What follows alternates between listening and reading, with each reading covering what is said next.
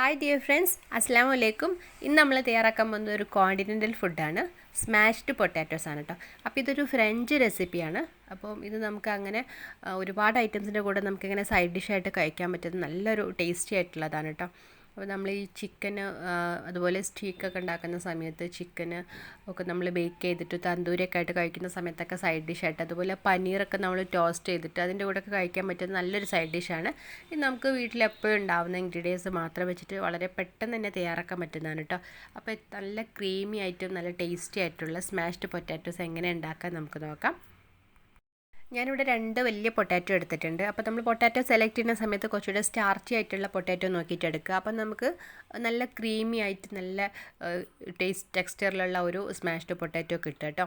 അപ്പം നമ്മൾ ആദ്യം അതിൻ്റെ ഒരു തൊലിയൊക്കെ ഒന്ന് മാറ്റിയതിന് ശേഷം നമ്മൾ നന്നായിട്ട് വാഷ് ചെയ്തിട്ട് ചെറിയ ചെറിയ പീസായിട്ടൊന്ന് ഇങ്ങനെ കട്ട് ചെയ്ത് മാറ്റിയാണ്. അങ്ങനെ നമ്മൾ ഈ 2 പൊട്ടാറ്റോസും ചെറിയ ചെറിയ ക്യൂബ്സ് ആയിട്ടൊന്ന് ഇങ്ങനെ കട്ട് ചെയ്ത് മാറ്റിയിട്ടുണ്ട്. ഇനിയിപ്പോൾ നമുക്കിതൊന്ന് വേവിച്ചെടുക്കണം. അപ്പോൾ അതിന് വേണ്ടിയിട്ട് ഞാനിവിടെ കുക്കറിലാണ് വേവിച്ചെടുക്കുന്നത്.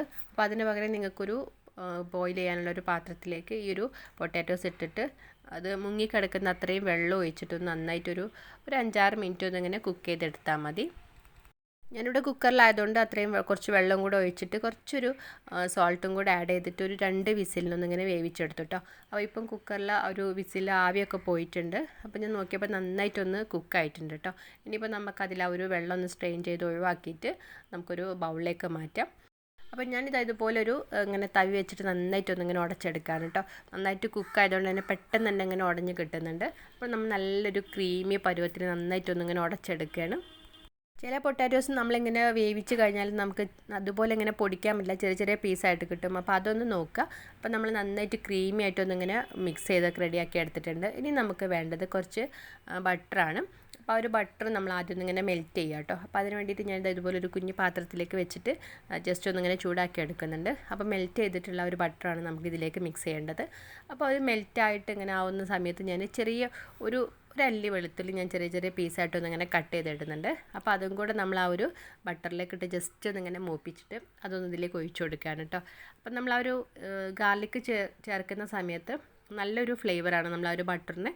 അപ്പോൾ അത് മൊത്തം നമ്മൾ ആ ഒരു ഫ്ലേവർ മൊത്തം നമ്മൾ ആ സ്മാഷ്ഡ് പൊട്ടാറ്റോസിന് കിട്ടുമ്പോൾ നല്ലൊരു ടേസ്റ്റ് ആയിരിക്കും കേട്ടോ.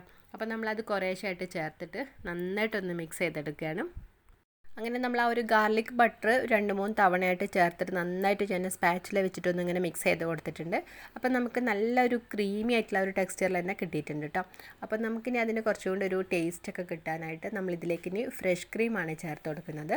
അപ്പം ഞാനിവിടെ ഫ്രഷ് ക്രീം ആദ്യം കുറേശ്ശായിട്ടൊന്നിങ്ങനെ ചേർത്ത് കൊടുക്കാം കേട്ടോ. അപ്പോൾ നമ്മൾ ഒരു 2-3 തവണയായിട്ടൊന്നിങ്ങനെ കുറേശ്ശെ നമ്മൾ ഫ്രഷ് ക്രീം ചേർത്തിട്ടൊന്ന് മിക്സ് ചെയ്ത് കൊടുക്കുക. അപ്പോൾ ഒരുമിച്ച് ചേർക്കണ്ട കേട്ടോ. അപ്പോൾ എല്ലാം കൂടെ അത്രയ്ക്ക് നല്ലൊരു രീതിയിൽ നമുക്ക് മിക്സ് ചെയ്യാൻ പറ്റില്ല. അപ്പോൾ ആദ്യം കുറച്ച് ചേർത്ത് നന്നായിട്ടൊന്ന് മിക്സ് ചെയ്തതിന് ശേഷം കുറച്ചും കൂടി, അപ്പോൾ അങ്ങനെ ഒരു 2 പ്രാവശ്യമായിട്ട് മിക്സ് ചെയ്തിട്ടൊന്ന് റെഡിയാക്കി എടുക്കുകയാണ്. ഇനി ഞാൻ ഇതിലേക്ക് ചേർക്കാൻ പോകുന്നത് കുറച്ച് പെപ്പറാണ് കേട്ടോ. അപ്പോൾ കുറച്ച് ക്രഷ്ഡ് പെപ്പർ ഒന്ന് ചേർത്ത് കൊടുത്തിട്ട് നന്നായിട്ടൊന്ന് മിക്സ് ചെയ്യാണ്. അപ്പോൾ നമുക്ക് സോൾട്ട് വേണമെന്നുണ്ടെങ്കിൽ അതും കൂടെ ചേർത്ത് കൊടുക്കാം. അപ്പോൾ നമ്മൾ കുക്ക് ചെയ്യുന്ന സമയത്ത് കുറച്ച് സോൾട്ട് ഇട്ടിട്ടുണ്ടായിരുന്നു. അപ്പോൾ വേണമെന്നുണ്ടെങ്കിൽ നമ്മൾ അതും കൂടെ ചേർത്തിട്ട് നന്നായിട്ടൊന്ന് മിക്സ് ചെയ്തെടുക്കുകയാണ്. അപ്പോൾ ഇനിയിപ്പോൾ നമ്മൾ ചേർക്കുന്നത് ഇവിടെ മല്ലിയിലയാണ് കേട്ടോ.